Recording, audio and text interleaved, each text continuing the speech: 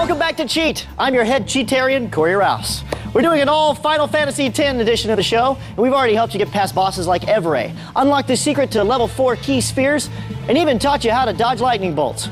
But now it's time to get dirty. Once you've got the airship in the game, you'll notice that you have the ability to input specific passwords to access hidden areas of the world map.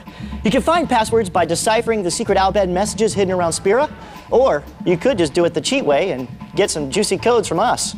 Getting around the world of Final Fantasy X is made much easier when traveling in the airship. After heading to the bridge and talking to Sid, you'll be able to travel anywhere in Spira just by pointing to it on the world map. Yes, ladies and gamers, you too will be sitting pretty as you ride along in style in your very own Final Fantasy X airship. Come down to Corey's Airships and fly away in yours today. Some equipment shown optional. Mileage may vary. As you travel in the airship, you may notice places on the map that you can't reach no matter what you try. We've got something for you better than a global positioning system, though. The secret passwords to get to the 3 secret areas on the map. You can enter these passwords with the input feature in the airship's command list. These passwords are found in the game, but are written in the Albed language. If your translating skills aren't up to par, let us help you. The first password is God Hand. It will let you reach the ravine below Mushroom Rock Road. Riku's legendary weapon can be found here. The second password is Victorious. Entering it will open the secret location at the Besaid Ruins.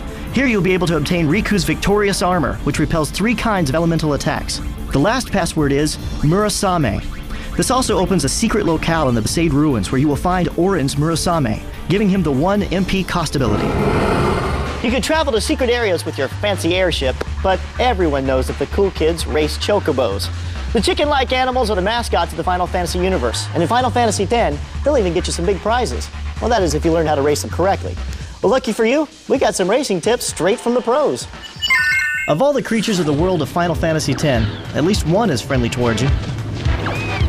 The chocobos are a race of birds. During the game, players will find themselves with the opportunity to become a chocobo trainer. Don't mock this seemingly benign side quest. It's one of the choke points giving many Final Fantasy X gamers chocobo-sized headaches. Your goal after going through the first 3 levels of training is to get a perfect time of 0 in a race against the chocobo trainer.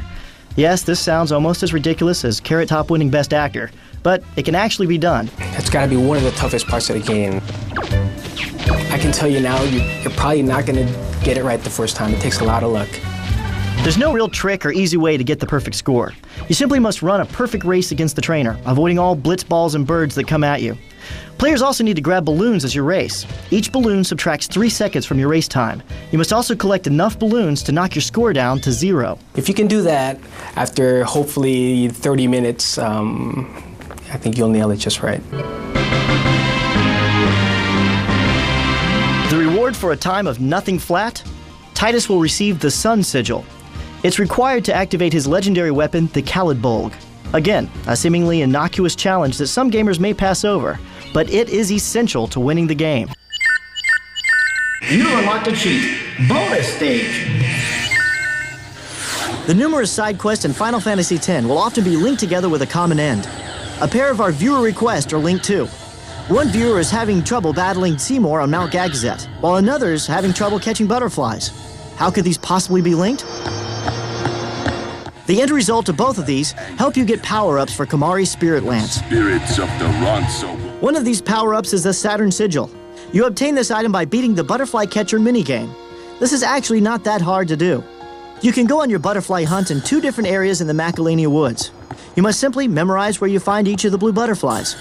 Catching all 7 without touching the red ones will give you the first power-up item.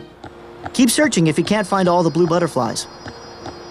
The hardest part of this sequence is battling Seymour on Mount Gagazet. When you beat him, you'll find the Saturn Crest.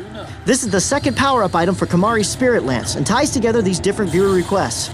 The villain with the angular hairdo will put up quite a fight.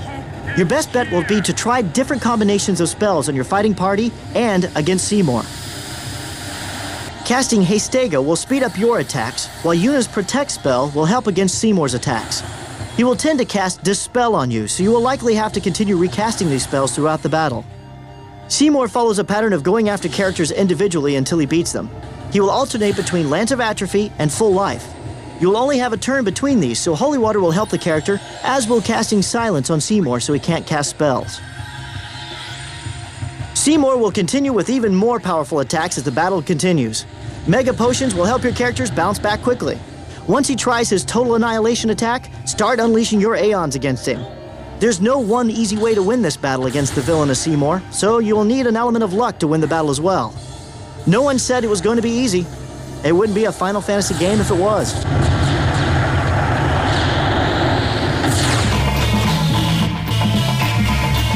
Just go through it at a good sort of slow pace. Find a new area, fight a few monsters for a good amount of time, and just keep going. And don't stay too long. Don't try and race through the game. That never works. Racing through the game never works. So it's actually it's more of a challenge to get through a game at low levels than it is to just sort of go through at a normal pace. Secrets in the game. You know, there are a lot of points in the game where if you don't take the time to talk to a lot of the characters that you come across in villages, you'll miss out on a few items. So for example, if you go to a town early in the game and you decide to go through the town and then leave when you're done with that part of the mission, you might miss out on a place where you can go and speak to somebody at the item shop and acquire like a special item.